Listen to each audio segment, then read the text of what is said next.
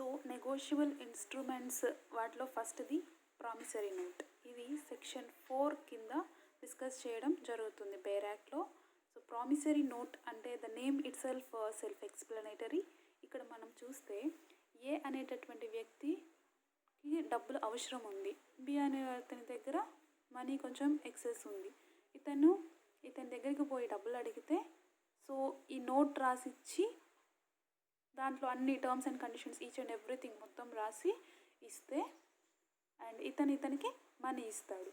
ఇది జనరల్గా మనకి తెలిసిన విషయమే. ఇప్పుడు బేర్ యాక్ట్ ప్రకారం మనం చూస్తే it is a promise made by the maker who is a డెటర్ here to creditor.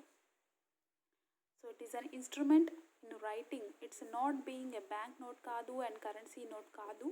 దానికి ఎలాంటి కండిషన్స్ ఉండకుండా ఉండేటటువంటి ఒక అండర్టేకింగ్, అన్కండిషనల్ అండర్టేకింగ్ అనమాట. ఇది తనకు తానుగా తీసుకున్నటువంటి ఎలాంటి కండిషన్స్ లేకుండా పెట్టినటువంటి ఒక నోట్ అది, which is signed by the maker who is the debtor here to pay certain sum of money which is written in this note only to, అంటే ఎవరికైతే ఇవ్వాలో ఆ అమౌంట్ వాళ్ళకి కానీ, or to the order of certain person. ఇదిగో ఈ వ్యక్తి B అనే వ్యక్తి చెప్తాడు, ఇదిగో నువ్వు అమౌంట్ సి అనే వ్యక్తికి ఇచ్చేసేయి డబ్బులు, to the order of certain person are to the bearer of the instrument. ఎవరి దగ్గర అయితే ఈ ప్రామిసరీ నోట్ ఉంటుందో ఆ టైంలో, నువ్వు ఇచ్చే టైంలో వాళ్ళకైనా ఇవ్వు అని కుదుర్చుకుంటారనమాట.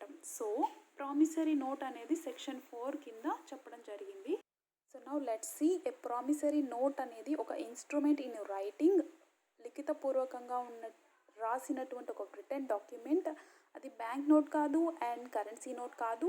దీంట్లో ఒక ఎలాంటి కండిషన్స్ లేకుండా ఉన్నటువంటి ఒక undertaking. It's not an order or something, it's just an unconditional order which is signed by the maker who is written this promissory note to pay certain sum of money. ఏ డబ్బులు అయితే అతను promise చేస్తూ creditor దగ్గర నుంచి డెటర్ తీసుకుంటారో ఆ అమౌంట్ని ఇస్తాను అని చెప్పి ఒక ప్రామిస్ చేస్తున్నాడు. ఓన్లీ టు, ఎవరికంటే ఎవరి దగ్గర అయితే తీసుకున్నానో వాళ్ళకి కానీ, లేదా or to the order of a certain person, ఎవరికైతే ఇమ్మంటారో ఆ టైంలో ఆ వ్యక్తికి కానీ, or to the bearer of the instrument, ఆ టైంలో ఎవరి దగ్గర అయితే ఈ ఇన్స్ట్రుమెంట్ ఉంటుందో వాళ్ళకి కానీ ఇస్తానని ఒక ప్రామిస్ చేస్తూ ఇచ్చేటటువంటి ఒక నోట్.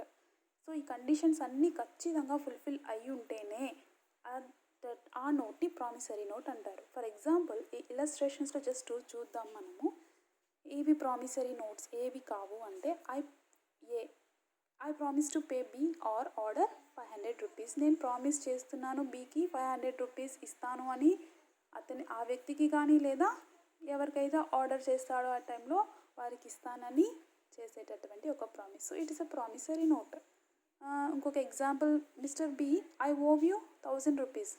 బి నేను నీకు 1000 రూపీస్ అప్పున్నాను. అసలు ఇక్కడ అన్ని అసలు ఈ కండిషన్స్ని ఫుల్ఫిల్ ఏం చేయట్లేదు. ఇక్కడ నేను అప్పున్నాను, అయితే ఏంటి, ఎవరికి అప్పు, ఇట్లాంటి డీటెయిల్స్ ఏం చెప్పలేదు కాబట్టి it's not a promissory note. ఇంకొక ఎగ్జాంపుల్ చూద్దాము. ఫర్ ఎగ్జాంపుల్ నేను బీకి ప్రామిస్ చేస్తున్నాను 500 రూపీస్ ఇస్తాను అని 7 days after my marriage with C. ఎప్పుడు ఇస్తానంటున్నాడు, సితో నా మ్యారేజ్ అయిపోయిన తర్వాత 7 daysకి ఇస్తానని చెప్తున్నాడు. ఇక్కడ ఒక కండిషన్ పెడుతున్నాడు. సో ఇక్కడ క్లియర్గా it should be an unconditional undertaking, hence it's not a promissory note.